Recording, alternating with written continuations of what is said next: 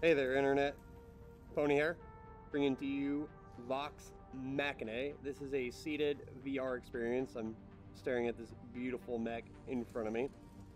I've played this quite a bit. I'm going to use that term kind of loosely as I look around. I enjoy the online multiplayer experience. It's been a pleasure, but that is not what I'm bringing you today.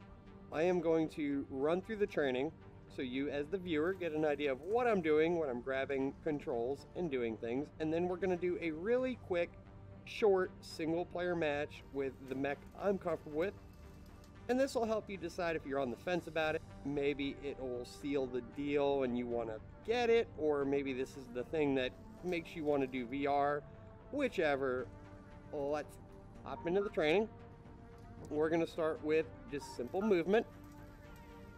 I am working on the ignition. Okay, so I'm slowing my head movement down, or trying to. The key to toggle ignition. So to toggle ignition, you grab the key, turn it on.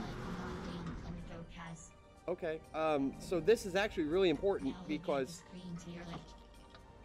Okay. The screen displays your radar. That's our radar. We can move it, put it wherever we want it. I like having it here. Like your mysterious pest. This is the steering joystick. Oh, steering joystick is down here. This is going left and right. And turn it left or right to turn around and face the objective. Yeah. Alright, so on our radar, which we can move, our objective. And once you get used to your cockpit, you don't need to check where your hands are, which is kind of the handy part. This is the throttle. That's your throttle, as she said. Grab the throttle and move it forwards or backwards to just throttle. Alright, so the one thing you have is a little bit of feedback in the ears and in your controller that lets you know where you're at, so you don't have to look over at your drive gear, basically. You got just that tiny little click. Basic movement tests complete. Alright, so we're doing the turnaround. I'm checking my radar out of habit. Alright, there's Spark. But regenerates over time. Alright, so now they're going to teach us about jumping. That's the jumpy sticky. So I'm going to get a good angle. You grab it and you go, ooh, and look at that. We're going up. And we can go forward, backwards, left, and right. All that good stuff. We're out of fuel. Think. Okay, that's our falling indicator. We'll take leg damage if we go through too much of that. So we're going to move our radar over so I don't have to like crank my head all the way over. We're going to go ahead and turn towards our objective. This will display like team scores and things like that. I usually leave that kind of off. All right, hey, chick, I'm talking. I'm busy. So we can turn towards our objective just by cranking our hand. I usually cross hands over so I can adjust what my throttle is going to be when I hit the ground. And that's movement. It's that easy, that quick. Woo! Low set bars, I love them. Alright, now for the part everybody wants to see. What's the boom boom bang bangs?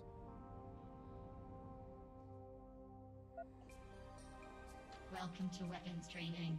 Thank you. Grab and turn the key to toggle ignition.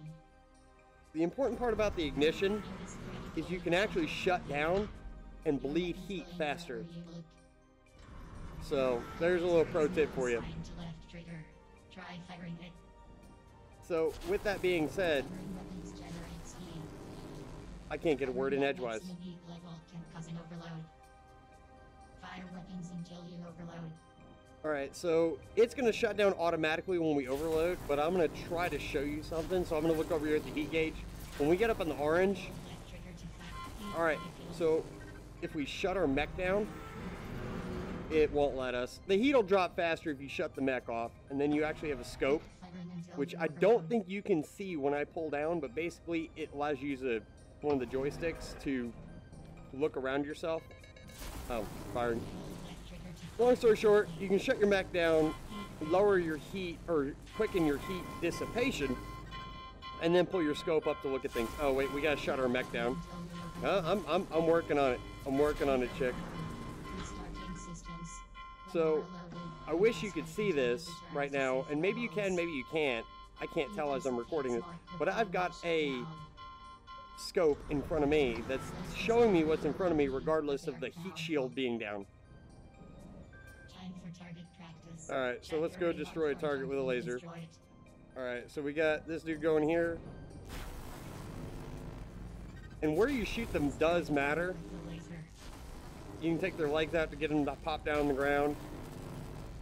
They've got armor panels. Lasers, I don't think are too terribly great on armor panels. And he ejected. He punched. This is the heat. Now we've got missiles. Missiles fire in sequence and are most effective at medium range. Medium range. Nope, they don't.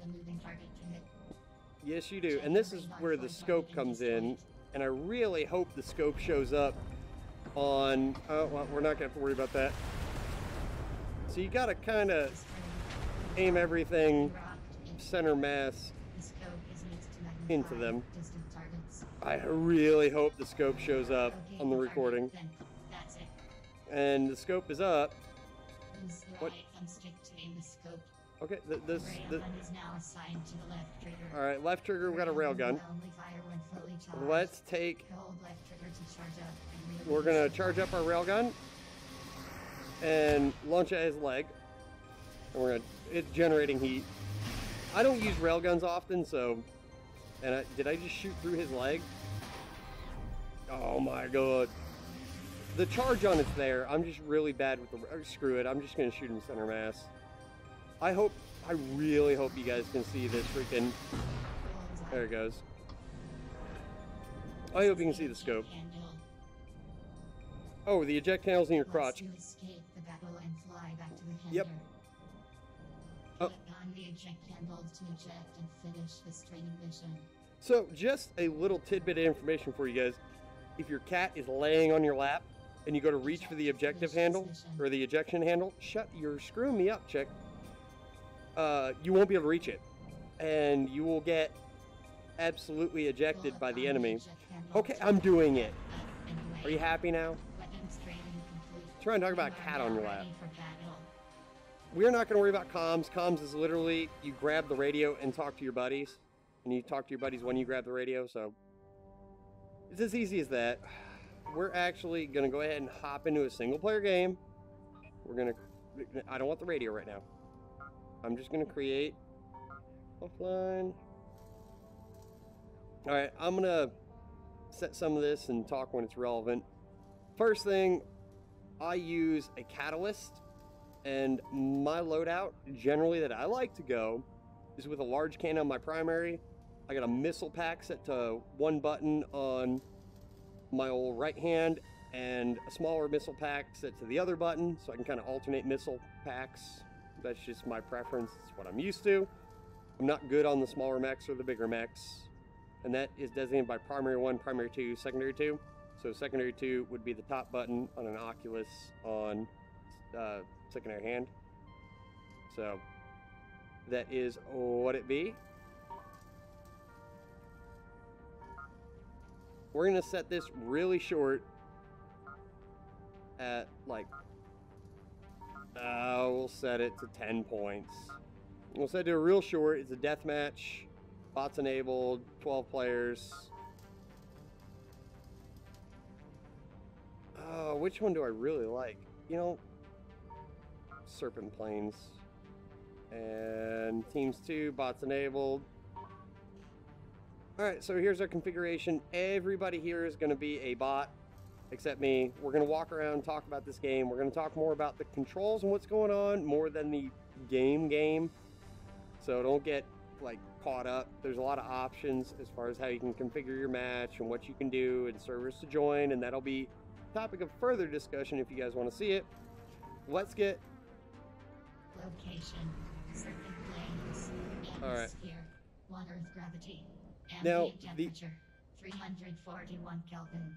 Thank you. Objective, with your team, destroyed enemy grinders. Would you go away? Alright. So the open circles, anytime you see them on the map, they're bots. Filled in circles are players. We're not going to see any filled in circles. So without having to look at my throttle, I can lean it up and just by the little clicking in my ear, I can hear it. I'm not gonna jump currently because I don't really want to skylight myself just yet. I'm gonna follow these two guys, and knowing enemy mech types helps a whole bunch. And the great thing about this heavy cannon is you can kind of snipe. I should have my scope down right now, but I'm not really shooting for that. Actually, let's go ahead and get our scope down. We can stand up here and snipe. He's not going to get smart to us because he's an AI. We may get flanked, but they are pushing heavy from the side. The AI isn't actually terrible on this game. It's pretty decent AI for friggin' what it is. And you can see, hopefully, I really hope this scope is showing up for you guys. We're kind of chipping armor off of him. Let me look under my scope and make sure things aren't going sideways like right in front of us, because that would be bad. Hey, we popped his leg off. Man, I really hope you guys can see that. Oh, we need to pop his leg off. Let's get him some legs gone. Those guys are really bad because they can ram friendlies. All right, let's get him freaking ejected. Cool. We'll jump off the scope and get in the fight. Drop some rockets on him. Again, the AI isn't terrible. It's pretty decent to practice against, especially when they're filling in for players. They sometimes get yoked up in corners and things like that, but it's not the end of the world. If you look on the radar right here, everybody's right under that rock cluster. And a little bit of very, very quick learning for you. The reticles on your screen or around your weapons show you which of your 4 available slots have an ability to hit your target. Here's actually a really good Reddit post. If I can remember in post, I will link it in the description. I'm gonna try. But basically they're indicative of what weapon can hit. All right, let's not land on our buddy. And we do want to cross this rock with our buddy, so let's go ahead. Oh, let's go ahead and drop some cannon fire on that guy. All my weapons can hit. So right now I've only got one that was able to hit him. And maybe if I'm able to get some and you know what? Freaking, it was designated by the reticle what could hit or what couldn't hit. But yeah, I mean, it's a little slow. All right, so he's critical. I'm gonna go ahead and peel back. And while I'm peeling back, see how slow it's going? I can actually shut my mech down and you'll see it tank a lot faster. You don't want to do this when you've got a whole bunch of enemies around you, but if you're able to peel back from the battle and catch a little bit of breathing room, it lets you just lead off that heat. Life is good. I don't think boosting generates heat. And that was it. I mean, it was a quick run of the dynamics and kind of how the game plays. So hopefully this helped point you in the right direction. Well, guys, right there, that was 2 really most important tutorials, just kind of run through and me talking over her, so I can't say how good it was. A quick bot multiplayer match. The player matches and game types are a lot faster, a lot rougher, but hopefully if you're on the fence about this title or on the fence over this title being what gets you into VR, I hope this helps you push you in the right direction. So if you like what you see, let me know. If you got any questions, let me know. And I'm still cutting my teeth on the VR recording, so any advice as to how I can do it better helps amazingly. But that was me. So until next time.